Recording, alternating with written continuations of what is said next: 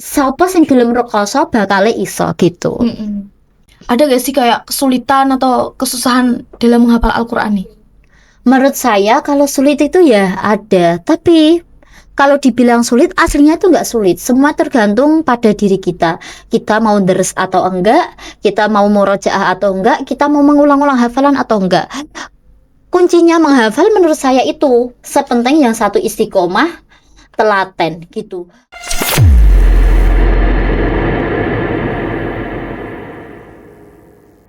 Oke, selamat siang teman-teman. Kembali lagi bersama saya Anggun Kusuma di segmen Ruang Cerita Kita. Nah, kali ini kita kedatangan sosok spesial banget. Beliau ini seorang hafidoh, masih kuliah juga dan masih mondok di pondok pesantren ya, Mbak ya? Iya, masih. Gimana nih Mbak kabarnya nih? Alhamdulillah baik. Oh ya gini, sebelum kita lanjut, agar pendengar kita nih lebih kenal sama Mbak Wilda nih ya. Ya. Boleh lah ya Mbak Wilda perkenalan Boleh lebih dulu. banget. Oke. Perkenalkan, nama saya Wilda Fusma, saya berasal dari Demak dan saya masih mondok di Pondok Pesantren Al Mubarok Meranggen Demak, dan saya juga masih belajar di Universitas Islam Sultan Agung. Oke, ini kesibukan akhir-akhir ini apa nih Mbak nih? Kesibukan dari mana dulu ini?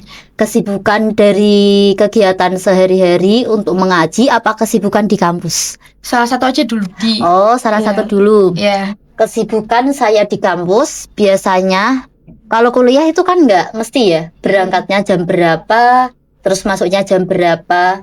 Biasanya kalau masuk pagi itu jam pagi saya itu masuk jam 8.40. Terus habis itu sampai siang kadang sampai setengah 3. Ya di kampus itu biasanya ya kuliah, ngerjain tugas gitu. Terus ketika pagi kan saya di pondok. Pagi di pondok itu mulai habis subuh biasanya itu ngaji sama anak-anak. Biasanya anak-anak kamar itu sampai setengah 6. Kalau enggak ya jam 6, kurang lebihnya jam segitu. Habis itu ya mencari kesibukan sendiri seperti darus. Iya. Kalau enggak ya sarapan gitu. Terus kalau habis pulang sekolah biasanya paling lama pulang sekolah itu dari sana jam setengah 3. Terus biasanya perjalanan menuju pondok sampai kuliah itu 30 menit. Habis itu, habis dari kuliah, itu istirahat sebentar lah. Terus habis itu saya mempunyai kesibukan lagi. Jam 4 saya mengajar TPQ. TPQ saya itu TPQ Futuhiyah. Itu dari pondok atau gimana? Itu dari pondok. Iya. Itu aslinya TPQ Futuhiyah itu punya Yayasan Futuhiyah. Iya. Tapi berhubung yang memegang itu punyai saya sendiri, jadinya dari ustadzah TPQ itu diambil dari anak-anak pondok gitu. Oh alah gitu. Ya. Terus ini pertama mondok nih di mana nih? Pertama kali mondok saya itu mondoknya itu ya sempat pindah satu kali. Pertama saya mondok itu saya mondok di Asyarifah. Di Asyarifah tapi saya itu cuma berapa bulan ya? 3 bulan kalau enggak 4 bulan ya. Tapi saya di sana itu enggak betah karena di sana santrinya banyak, jadwalnya juga padat. Tapi saya sempat keingat dari itu dawuhe orang tua saya, yakin mau mondok itu di Asyarifah. Soalnya kan di Asyarifah tuh pondoknya itu ketat, santrinya banyak, jadwalnya padat.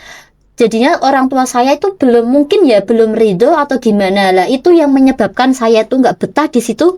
Itu bisa banget gitu. Oh ya kadang kan orang yang mondok di pondok yang gede nih, pondok gede santrinya banyak tuh kayak merasa, wih aku mondok di pondok yang gede santrinya banyak gitu. Kalau Mbak Wilda malah gimana nih? Kalau saya itu ya di sisi lain iya itu bangga banget. Soalnya di Asyarifah itu menurut saya itu pondoknya bagus, programnya sudah tertata, itu untuk ngaji Qur'annya itu bagus banget. Tapi menurut saya di pondok satu sama lain itu aslinya sama saja. Mesti bakalan di pondok satu sama lain mempunyai ciri khas tertentu, mempunyai program tertentu, dan mempunyai seorang abah dan ibu nyai yang istimewa gitu. Jadinya nggak boleh kan dibandingkan saya mondok di pondok A, saya mondok di pondok B. Oh, di pondok A kayak gini ya, di pondok B gini ya. Itu nggak boleh dibandingkan satu sama lain. Semua itu niatnya satu, mencari ilmu dan mencari ridho Allah dan ridho orang tua, gitu saja. Oh ya, ini Mbak Wilda awalnya kenapa nih milih jalan hidup sebagai seorang santri nih? Menurut saya santri itu ya keren gak sih? Di sisi lain santri itu menjadi idaman semua orang gitu kan. Terus di sisi lain santri itu menjadi kita yang aslinya tidak mengenal ilmu agama. Terus kita belajar sedikit lah demi sedikit, contoh ilmu fikih, babakan najis. Apalagi kita sebagai seorang perempuan yang tahu, biasanya perempuan kan, nggak biasanya, emang perempuan itu kodratnya kan itu ya haid gitu ya, haid, istihadah, wiladah. Apalagi di pondok pesantren mesti kan mempelajari kayak gitu. Mohon maaf, kalau kita nggak mondok, mesti kita kan nggak paham kan ilmu babakan haid, istihadah, wiladah gitu. Pahamnya cuma sekedar lah, hanya lewat saja. Tapi kalau di pondok pesantren mesti bakalnya itu dipahami semua gitu. Bukan tadi kata Mbak Wilda yang pertama kan di pondok mana? Asyarifah, iya. Terus sekarang nih mondoknya di mana nih? Saya sekarang masih mondok, masih di pondok pesantren Al Mubarok Meranggen gitu. Ya di pondok pesantren Al Mubarok. Iya. Ini mulai ngapalin Al-Qur'annya tuh di pondok yang mana nih? Dari dulu di Asyarifah udah mulai mondok ngapalin Al-Qur'an terus lanjut di Mubarok atau gimana nih? Saya pertama kali menghafal itu menghafal di pondok pesantren Al Mubarok, karena saya dari kecil sudah mempunyai cita-cita ya, pengen menjadi seorang penghafal Al-Qur'an. Karena menurut saya itu penghafal Al-Qur'an itu ya Allah, Masya Allah, orang yang luar biasa, bisa dekat dengan Allah. Soalnya kan Al-Quran itu kalamullah yang harus dijaga. Apalagi kita seorang perempuan yang besok bakal menjadi madrasatul ula buat anak-anak kita. Jadinya kita ya sebisa mungkin menjadi wanita yang baik, wanita yang serba bisa. Tapi saya itu pertama menghafal itu ya setoran pertama kali saya itu setoran di pondok pesantren Al Mubarok. Tapi dari kecil saya itu sudah nyalengi. Udah punya celengan? Udah punya celengan. Iya, udah punya celengan. Dari SD saya itu udah mempunyai celengan dari juz 30. Udah. Terus lanjut lagi menuju ke jenjang MTS, saya itu udah nyalengi juz 1. Tapi dari orang tua saya bilang, "Bu, kalau itu saya mau menghafal gimana?" Terus ibu saya jawab, "Kamu kan masih kecil. Kamu masih kecil, apakah kamu mampu untuk menghafal?" "Iya, saya mampu kok, Bu." Gitu. Terus ibuku bilang, "Nanti ya kalau udah besar." Orang tua saya bilang gitu. Oh ya udah, kalau udah besar berarti kan di sisi lain saya itu mau melangkah sudah diberi ridho sama seorang ibu gitu. Terus saya bilang lagi waktu sekolah SMA, "Bu, kalau saya mau menghafal gimana?" Oke. "Beneran mau menghafal?" "Iya, Bu." Oke. Gak pingin kuliah ta? Orang tua saya bilang gitu. "Ya pingin kuliah, tapi kuliahnya nanti sambil itu kalau ya sambil kalau ngajinya udah selesai gitu." Kepinginan saya gitu. Terus ibu saya gini, dicoba dulu daftar SPAN PTKIN, UMPTKIN itu dicoba. Terus saya udahlah, saya mencari ridho orang tua, saya menuruti apa yang dibilang orang tua saya akhirnya daftar waktu SMA kelas 3 itu. Terus saya daftar, delalah itu ya Gusti Allah tidak mengizini, Gusti Allah juga gak ridho kalau saya kuliah dulu. Ketika saya daftar di tiga universitas itu nggak keterima semua. Mungkin karena itu nggak jalannya saya ya gitu ya, itu gak jalan saya, jadinya saya gak terima. Terus saya bilang sama orang tua saya, "Bu, saya udah daftar kok gak keterima, berarti kan ini bukan jalan saya gitu ya." Terus orang tua saya, "Lah gimana?" Orang tua saya tuh masih pingin saya untuk kuliah. Soalnya ya gimana ya, zaman sekarang Amit Sewu kalau nggak berpendidikan kan pasti nggak dipandang gitu. Mesti orang-orang sekarang mandangnya itu yang orang yang berseragam gitu ya. Terus orang tua saya masih itu ngoyak untuk kuliah. "Coba mau daftar di mana?" "Daftar di Unisula apa?" gitu. Seperti saya mikir, lawang saya keinginannya itu mau menghafal dulu baru kuliah, masa sekarang kok mau kuliah dulu. Tapi terus saya batin, kalau saya kuliah nggak tenanan itu apa enggak eman sih biayanya orang tua gitu. Soalnya di Unisula pun kuliahnya itu terkenalnya mahal banget dan eman-eman. Terus saya bilang baik-baik sama orang tua saya, Bu, kalau saya menghafal dulu gimana? Nanti baru kuliah. Saya menghafalnya tenanan wes. Nanti saya punya target. Saya gitu sama orang tua saya. Terus, oh ya udah kalau kamu kepinginannya kayak gitu. Terus habis saya bilang kayak gitu, terus orang tua saya langsung mengizini sudah dapat ridho ya sama ibu saya, sama ayah saya. Terus saya akhirnya berangkatlah mondok pertama kali saya diantar, saya tuh menangis, nggak tahu ya menangisnya karena saya seneng, saya kan pengen banget menghafal dari sejak kecil gitu, sudah dapat ridho dari orang tua, apalagi ridho seorang ibu lah, itu membuat saya bangga sekali gitu. Kapan dimulai serius ngapalin Al-Quran tuh mulai kapan, Mbak? Saya serius menghafal yaitu waktu saya udah lulus dari sekolah aliyah. Kan saya itu lulusan Corona 2020 ya. Jadinya itu nggak ada ujian, nggak ada apa-apa. Sempet sih Corona itu kan sistem belajarnya kan berhenti. Mau setengah tahun ya. Ya itu saya di rumah dulu. Hampir 2 bulan kalau nggak berapa. Terus saya sudah mendapatkan ridho orang tua saya. Terus saya langsung berangkat deh di pondok gitu. Oh ya Mbak, nih waktu pertama-tama awal-awal ngapalin Al-Quran nih, ada gak sih kayak kesulitan atau kesusahan dalam menghafal Al-Quran nih? Menurut saya kalau sulit itu ya ada, tapi kalau dibilang sulit aslinya itu nggak sulit. Semua tergantung pada diri kita. Kita mau deres atau enggak, kita mau murojaah atau enggak, kita mau mengulang-ulang hafalan atau enggak. Kuncinya menghafal menurut saya itu sepenting yang satu istiqomah, telaten gitu. Kalau mohon maaf nih, kalau orang diberi kemampuan sama Allah, dia cerdas, dia pandai, dia pinter, tapi naudzubillah nak dia orangnya, mohon maaf ya, keset, tidak mau darus, itu sama saja. Tapi kalau dia diberi kemampuan sama Allah, itu kemampuannya itu ya standar lah, sedang-sedang, ya nggak pintar banget, ya nggak cerdas banget, ya pokoknya biasalah, di atas biasa standar. Tapi kalau orangnya tekun, orangnya rajin, temen, banyak murojaah, itu insya Allah dia pasti bisa kok.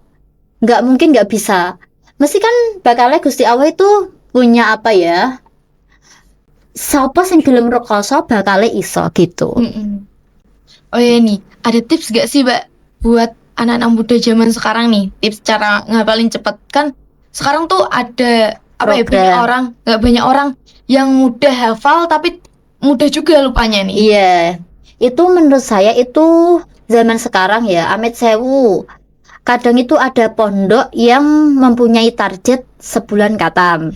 Kadang ada yang mempunyai target 3 bulan khatam. Terus 3 tahun khatam. Itu banyak banget yang mempunyai program kayak gitu.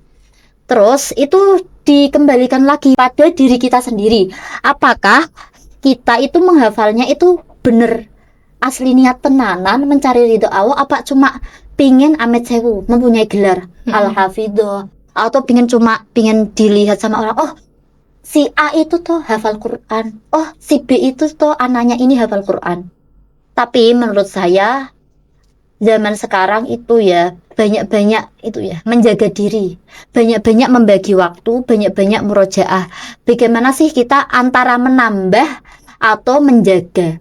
Kalau itu ya tadi mbaknya bilang kalau kadang ada yang hafal terus lupa gitu ya. Itu karena dianya sang penghafal itu kurang murojaah gitu. Kadang ada yang barusan itu ya. Saya sendiri waktu masih setoran, kadang setoran sehari 3 kali, kadang 2 kali. Pertama kali setoran kadang itu menurut saya itu udah lancar. Ketika di semak teman juga sudah lancar. Terus ketika setorkan ke Bunyai kadang nggak lancar. Itu karena apa?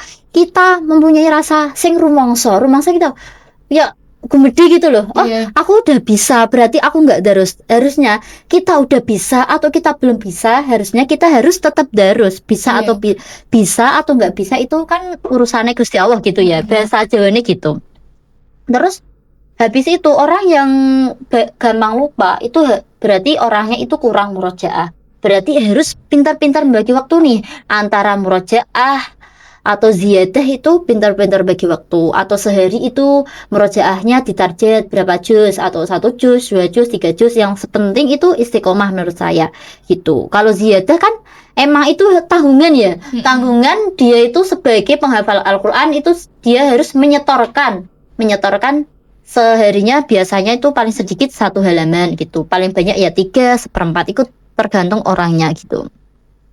Pernah ngerasa hampir nyerah gak sih Mbak? Kalau iya, gimana nih cara bangkit lagi nih? Saya itu pernah nggak sih ya? Menurut saya itu saya nggak pernah. Soalnya gimana ya? Saya itu sudah dari hati sendiri gitu loh. Sudah dari hati sendiri pingin menghafal Al-Quran. Berarti saya harus punya mindset. Gimana ya saya harus bisa? Gimana ya saya harus bangkit? Itu kan nggak boleh menyerah. Soalnya itu keinginan saya sendiri. Beda lagi kalau keinginan orang tua saya gitu. Tapi kalau kita malas-malesan, ada sih malas-malesan.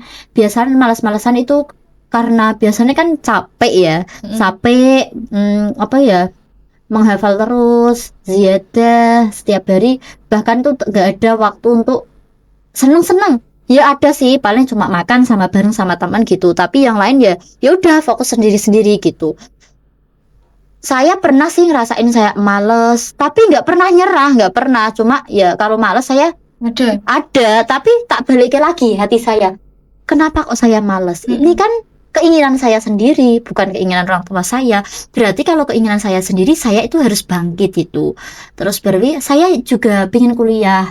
Berarti kan kalau ini keinginan saya, berarti saya harus menyelesaikan hafalan ini dengan saya sendiri gitu. Terus baru saya melihat orang tua saya, bagaimana sih caranya biar saya tuh kuliah cepat, menghafal cepat. Berarti kan saya harus mempunyai target gitu. Berarti harus mengingat-ingat apa itu dawuh orang tua. Kalau kamu kuliah berarti hafalannya harus serius, hafalannya harus teman, harus istiqomah gitu aja. Di pondok nih Mbak Wilda, kalau Mbak Wilda sedang mau bikin ajuan ya, nah itu ada gak sih kayak waktu-waktu tertentu yang mudah banget buat ngapalin Al-Quran nih? Ada sih. Semua orang menurut saya itu punya waktu yang itu ya, yang istimewa menurut diri sendiri. Kalau aku itu enjoynya biasanya cepet nyantolnya itu kalau habis subuh itu saya itu dandani. Tapi kalau saya membuat setoran itu biasanya pulang ngaji, kan di pondok saya itu ngajinya ada 3 kali. Yang pertama itu setoran yang pagi itu jam 8 waktu duha. Habis itu duhur itu murojaah itu deresan yang kemarin udah distorkan gitu, biar cepet nyendernya gitu kan. Yang ketiga itu ngaji, itu habis maghrib itu setoran lagi. Terus saya itu membuat ajuan yang buat ajuan pagi duha itu saya buatnya malam setelah saya setoran yang malam itu. Saya itu gawe biasanya itu membuat ajuan membuat ajuan itu waktu malam jam 9 sampai jam 10 lah. Habis subuh itu saya ngelancarin. Soalnya kalau habis subuh itu kan kata orang-orang yang alim, orang yang berilmu kan habis subuh itu waktu yang paling itu ya, kayak belajar itu cepet nyentel gitu ya. Terus kalau saya membuat murojaah, membuat itu murojaah itu berarti kalau habis ngaji pagi. Terus habis ngaji pagi itu membuat murojaah. Habis itu terus membuat setoran lagi yang buat malam gitu.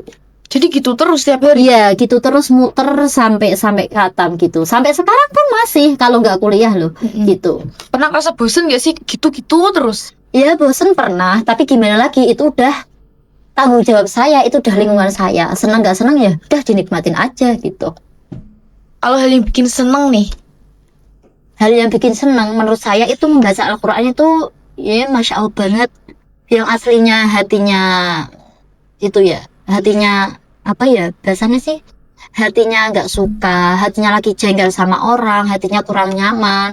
Insya Allah ketika membaca Al-Quran itu bakal menetralkan. Soalnya Al-Quran itu asyifa, yaitu obat dari semua hal gitu. Maupun kita sakit, kalau dibacain Al-Quran juga bisa. Apalagi surah Al-Fatihah. Dimanapun orang pasti kalau memberi doa itu ya mesti Al-Fatihah gitu. Di antara ngaji nih mondok juga terus kuliah, cara Mbak Wilda mengatur waktunya tuh gimana? Manajemen waktu? Membagi waktunya antara mondok sama itu kuliah. Ya baginya kalau pagi itu fokuslah di kuliah. Kalau sore ya fokus pada ngaji, habis maghrib juga ngaji. Tapi kadang masih bingung sih, gimana sih bagi waktu yang tepat itu gimana. Kadang kayak tabrakan gitu. Kadang ada dosen yang tiba-tiba itu udah berangkat, tapi dosennya, maaf ya Mbak, hari ini online. Aduh, udah berangkat jauh-jauh dari pondok, tapi kok di Malah sekolahan online. online, iya gitu. Terus malah diganti di waktu malam. Kadang kan di waktu malam saya juga ada kesibukan ngaji gitu. Terus ya tabrakan sama murojaah saya, tabrakan sama ngaji saya, jadinya kayak bentrok. Tapi ya itu pintar-pintaran saya bagi waktu sih, gimana saya menyelesaikan gitu. Apa jam segini biasanya murojaah, jam segini biasanya TPQ, jam segini biasanya makan, jam segini biasanya itu apa jenisnya mengerjakan tugas gitu. Itu di Unisula. Itu Iya. teman-temannya Mbak Wilda tuh pada mondok semua atau ada yang dari luar nih? Random sih, menurut saya di Unisula itu ya kampus Khairul Ummah, kampus Birrul Walidain. Menurut saya itu Unisula itu kampus Islam terbaik ya. Soalnya di situ itu banyak banget kok anak pondokan, juga banyak banget anak kos, banyak banget juga anak yang dari rumahan. Tapi kalau di teman sekelas saya itu banyaknya itu anak kos, soalnya rumahnya jauh-jauh. Yang anak pondok cuma paling 3, 4 gitu. Lainnya ya juga ada yang laju, ada yang ngekos. Ada gak sih Mbak teman Mbak Wilda nih yang penasaran? Teman yang gak mondok ya? Penasaran sama dunia pondok, ada gak sih? Ada banget. Biasanya saya kalau di kelas itu ditanya, kan ada dosen yang itu ya, sekarang itu ya apa di Unisula itu banyak banget kan membuka beasiswa, apalagi beasiswa tahfidz. Terus ketika dosen itu bertanya di kelas ini apa ada yang itu beasiswa tahfidz, terus saya diem, soalnya saya malu, masa ya anak Quran harus disombongkan gitu ya, Ahmed Sewu gitu ya. Terus tapi dosen saya bilang gini, beneran di kelas ini nggak ada Nuki. Kalau nggak ada itu ya saya keluarin. Dosen bilang gitu. Terus saya sama teman saya juga takut ya, gimana kok dikeluarin. Terus akhirnya saya tunjuk tangan, iya Pak ada saya, oh iya beasiswa berapa bla bla bla bla gitu. Terus habis itu ditanya-tanya. Terus hari selanjutnya saya ditanya teman saya, loh mbaknya itu ya anak tahfidz. Saya cuma senyum-senyum gitu, soalnya saya malu nggak sih, soalnya di antara sekelas saya yang beasiswa itu cuma 2, saya dan teman saya. Terus akhirnya saya nggak jawab, terus teman saya gini, nggak apa-apa Mbak, jawab aja, saya mau tanya-tanya gitu. Terus akhirnya saya jawab, terus dianya tanya, gimana sih kok bisa segampang itu orang menghafal, gimana caranya? Aku aja juz 30 itu nggak hafal, kamu kok bisa hafal gitu. Terus tak jawab toh, ya emang itu sudah apa ya, sudah kodratullah, sudah Allah yang memberi jalan. Emang saya itu jalannya ya menjadi orang pilihan Allah, yang semoga itu Allah selalu meridhoi jalanku, gitu aja. Lebih capek mondok atau kuliah nih Mbak? Aslinya itu capek enggaknya itu tergantung diri sendiri ya. Aslinya tuh sama semua. Kalau mondok itu fokusnya itu kan cuma ngaji. Kalau kuliah kan fokusnya di luar, jamnya juga dibagi. Terus ya tugasnya ya kadang banyak, kadang sedikit gitu. Aslinya sama semua. Menurut saya tuh anak kuliah tuh aslinya sama kok dengan anak sekolah biasa tuh, aslinya itu sama. Cuma tergantung kita menyikapinya itu gimana. Banyak kok teman saya itu yang kalau di kos ki banyak yang nganggur. Nganggur itu bahasa Indonesianya apa ya? Pengangguran. Iya, pengangguran, banyak pengangguran. Kadang itu ada yang nyambi ngelesi, itu ada yang nyambi jualan, itu juga ada. Mengisi kegabutan lah daripada nggak ngapain-ngapain gitu kan, mending nyari kesibukan gitu. Menurut Mbak Wilda nih tantangan terbesar menjadi seorang mahasiswa dan seorang santri gimana nih? Menurut saya tantangan besar itu apa ya, dunia luar. Kadang kan kaget itu nggak sih? Soalnya kalau di pondok itu kan kita lingkungan santri. Lingkungan santri, insya Allah orang-orangnya ya sopan-sopan, santun-santun, baik-baik gitu. Tapi kalau di dunia luar kan banyak orang dari luar yang kita nggak tahu itu latar belakang keluarganya itu gimana ya. Kadang ya Ahmed Sewu, kadang ada latar belakang si A broken, si B gini, si C gini. Jadinya kita tuh pintar-pintar menyikapi. Kadang ya bagaimana kita menyesuaikan dengan lingkungan gitu. Terus kadang apa ya, jangan sampai kita tuh sebagai santri kebawa arus ke dunia luar gitu. Kalau bisa, prinsip saya aku sendiri itu, kalau bisa kan saya anak santri, gimana caranya saya itu mengajak teman-teman saya untuk selalu beribadah kepada Allah, terutama waktu sholat duhur saat di kuliahan. Amit saya ya, itu ya kadang apa ya, di luar kan banyak orang luar, jadinya kan amit saya kadang ada orang yang nggak sholat, ada orang yang apa-apa gitu, lupa dengan sholatnya, lupa dengan ibadah kepada Allah. Lah itu yang membuat saya rada, ya Allah mesake gitu loh. Apalagi kita seorang muslim gitu. Oh ya nih Mbak Wilda kan menghafal Al-Quran, hafidhah lah. Terus setelah itu kuliah juga. Nih yang ngasih support terbesar nih siapa nih kira-kira? Ya ngasih support terbesar buat saya itu ya orang tua saya sendiri. Saya tuh nggak punya pacar ya. Apalagi gebetan, HTS tuh enggak lah, itu anak kecil. Saya gimana ya, menurut saya itu support system terbaik terbesar itu orang tua saya dan keluarga. Tanpa orang tua saya juga nggak bisa itu ya, saya nggak bisa menjadi penghafal Quran, saya nggak bisa kuliah gitu.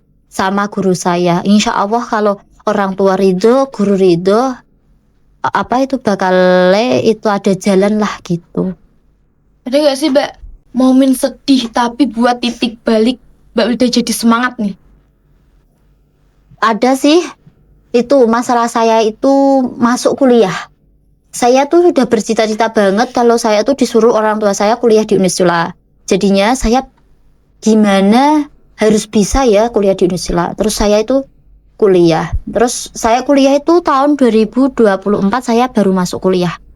Pertama saya masuk kuliah kan saya pinginnya kalau di Unisula tuh harus beasiswa tahfidz. Di sisi lain juga meringankan beban orang tua gitu ya, apalagi saya sudah besar gitu. Terus juga itu menjadi peluang nggak sih bagi kita. Terus pertama syarat masuk kuliah di Unisula itu pertama itu bawa syahadah Quran. Saya itu ingat banget, saya itu waktu bulan apa ya, kan pembukaan kuliah itu mulai bulan Februari udah dibuka, tapi saya belum daftar. Saya daftar itu bulan Juni kalau nggak Juli. Tapi saya itu ngaji murojaah yang kedua itu ketika ingin mendapat syahadah itu selesainya murojaah saya itu bulan apa ya, Juni awal. Sedangkan bulan Juni awal itu beasiswa di Unisula udah tutup. Saya putus asa. Saya sudah mendaftar, sudah mencari info, sudah mencari link, sudah mencari semua info-info yang berkaitan dengan beasiswa sudah saya cari. Habis itu saya, kok mau daftar kok nggak bisa, kenapa? Terus saya tanya sama teman saya yang di pondok yang ambil juga beasiswa, ternyata beasiswanya udah penuh. Saya sempat terpuruk, ya Allah ini tuh keinginan orang tua saya tuh bagaimana harus menyenangkan bungah ke hati wong tua lah, bahasa Jawanya gitu ya, biar saya biar orang tua saya bangga gitu, soalnya dari lama sudah keinginan orang tua saya gitu. Habis itu saya kabar-kabar dengan orang tua saya, sharing gini-gini. Terus saya pindahlah cari informasi lain di Universitas Wahid Hasyim Semarang, Unwahas lah. Di Unwahas saya sudah daftar, sudah melengkapi semua, sudah tes pula saya di sana, sudah tes. Habis sudah tes, terus saya mendapat kabar, mendapat info kalau di Unisula itu masih membuka lowongan beasiswa ya. Saya senang banget. Habis itu saya mencoba itu daftar, menawa ini dalan saya, rezeki saya berarti encan dalane ning kono gitu bahasa Jawanya ya. Terus akhirnya saya daftar di situ. Habis saya daftar di situ, terus diudak-udak kata dosennya, bentar ya Mbak ditunggu dulu gitu. Akhirnya saya tunggu dan saya tuh mendaftar 2, Unisula dan Unwahas. Terus sudah kelanjutan ternyata alhamdulillah banget, saya senang banget itu keterima di Unisula tanpa tes, alhamdulillah banget. Dan itu rezeki saya, mungkin karena saya itu dari dulu pilihan orang tua saya gitu, mungkin menjadi jalan mudahnya saya gitu. Tapi di sisi lain saya nggak boleh di Unwahas karena Unwahas menurut orang tua saya itu jauh, apalagi kita sebagai perempuan itu harus dilindungi, nggak boleh keluar malam, nggak boleh keluar jauh-jauh gitu, jadinya nggak boleh gitu. Ada nggak sih Mbak cita-cita terbesar Mbak Wilda nih sebagai penghafal Al-Quran nih? Cita-cita saya apa ya? Cita-cita itu banyak ya. Tapi cita-cita terbesar menurut saya itu yang penting satu, ngopeni Quran. Insya Allah nak wong ngopeni Quran bakale digawe gampang sekabehane gitu. Yang satu, mendapat ridho Allah itu lebih baik dari segalanya gitu. Nih Mbak, kalau ada anak muda nih, yang mau mondok nih, Iya. terus apa ya, dia tuh masih ragu-ragu. Apa pesan buat anak muda tersebut? Masih ragu-ragu. Berarti dia tuh harus ditanya, mondok keinginan dia sendiri apa keinginan orang tua gitu ya. Tapi kadang ada yang mondok keinginan diri sendiri, tapi orang tuanya nggak boleh gitu, masih ngaboti. Kadang ada yang bocahnya pingin, tapi orang tuanya nggak pingin. Amit sewu, karena orang tuanya satu, ekonominya masih kurang gitu. Tapi menurut saya kalau sama-samanya dua-duanya itu mampu, berarti sebagai orang tua harus menirakati anak. Bagaimana anak itu harus betah di pondok, bagaimana anak itu gampang merasuknya ilmu di dalam hati gitu. Itu harus orang tua harus ikut serta mendoakan, ikut serta menirakati anak tersebut, biar anak tersebut itu menjadi anak yang ya Allah, Masya Allah gitu. Ada gak sih Mbak sosok yang menjadikan Mbak Wilda inspirasi sebagai penghafal Al-Quran nih? Ada banget, banyak banget yang menjadikan saya itu terinspirasi. Apalagi di dunia yang semakin modern ini, banyak orang-orang yang alim ulama seperti Neng Sheila Hasina itu yang bisa menjadi saya terinspirasi. Umi Hanah pun bisa. Saya terinspirasi karena beliau Masya Allah setiap harinya itu menyelesaikan Fami Bisyaukin yang satu minggu itu hatam Al-Quran gitu. Beliau Masya Allah beliau itu juga masih itu saudara dengan bunyai saya gitu ya. Terus nih Mbak, apa sih perbedaan Mbak Wilda dari sebelum mondok sampai setelah mondok nih? Perbedaannya apa ya? Perbedaannya itu banyak. Kan saya sebelum mondok itu masih bocil ya, masih MI. Sekarang udah besar. Sudah waktu hampir setengah hidup saya itu tinggal di pondok. Saya di pondok itu hampir 11 tahun. 11 tahun. Lama juga. Iya, lama sekali. Itu enggak lama, tapi lama sekali. 11 tahun. Banyak banget itu usianya habis di pondok. Tapi enggak apa-apa lah. Saya bangga banget menjadi santri karena santri itu dekat sama kiai, dekat sama ulama, dekat sama orang-orang yang alim, yang ahli ilmu. Insya Allah kita harus ikut barokahnya. Pernah gak sih ngerasain kehilangan momen bareng keluarga? Kan Mbak Wilda di pondok nih. Iya, menurut saya tuh nggak ada sih. Lewong ada itu orang tua saya punya hajatan apa, orang tua saya sakit di rumah sakit dirawat, saya saja itu nggak dikabari. Soalnya orang tua saya mikirnya nggak apa-apa, biar anaknya itu fokus di pondok aja, biar ngaji, biar bisa mencari ilmu gitu. Menurut saya tuh nggak ada gitu. Harus punya prinsip ya di pondok, di rumah ya di rumah gitu. Terakhir nih Mbak, pesan atau motivasi buat anak-anak muda zaman sekarang apa nih? Motivasi untuk apa? Untuk penghafal Al-Quran atau motivasi untuk kuliah ya? Untuk apa? Dua-duanya juga boleh nih. Oh, dua-duanya oke. Pertama, motivasi saya untuk penghafal Al-Quran, apalagi anak-anak muda sekarang. Itu menurut saya menghafal Al-Quran itu nggak ada ilmu laduni. Ilmu laduni maksudnya gini, kan kadang ada orang yang merasa pandai, orang yang merasa pinter, tapi dianya tuh sombong, dianya sok-sokan, nggak gelem darus, nggak gelem murojaah. Itu yang membuat kenikmatan itu dicabut oleh Allah gitu. Tapi kalau orang yang punya kemampuan standar, tapi dianya mau berusaha, mau istiqomah, insya Allah Gusti Allah bakal ngai gampang gitu. Terus yang kedua itu istiqomah murojaah, istiqomah ziyadah itu harus. Yang ketiga harus menata hati. Pesan punyai saya, pengasuh saya itu kalau menjadi penghafal Al-Quran itu harus menjaga hati. Hati apapun, bukan hati untuk laki-laki enggak ya. Itu hati hati bagaimana sih hati kita itu menyikapi orang yang di luar bermacam-macam, orang yang di luar dengan keluarga yang berbeda. Terus apalagi kalau di pesantren kan ada teman yang nggak suka sih sama sikap kita, nggak suka sama diri kita gitu-gitu, yaitu dijaga. Apalagi kita sebagai penghafal Quran, amit sewu nggak boleh sombong.